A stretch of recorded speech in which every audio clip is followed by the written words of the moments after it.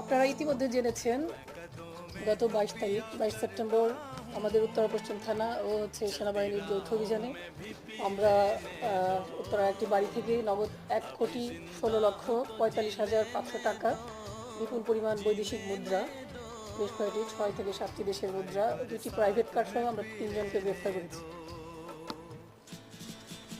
গ্রেফতারকৃতরা আছেন শাহজাদা খান সাজ্জাদ, মোহাম্মদ তৌজিদুল ইসলাম ও মোহাম্মদ সাইফুল ইসলাম। এবং এটা হচ্ছে আমাদের ইতিপূর্বে একই মাসের 16 তারিখে আমরা একটা অভিযান পরিচালনা করি। সেই অভিযানের সিকুয়াল ছিল হচ্ছে এই অভিযানটা। সেই অভিযানে আমরা, আপনারা জানেন যে এমপি নাজমা বেগম আছে, ওনার ভাই কাবুল, গোপন সূত্রে আমরা জানতে পারি ওনার কাছে পুলিশের ব্যবহৃত ইকুইপমেন্ট ও অস্ত্র রয়েছে। এবং এই বিষয়টা আমরা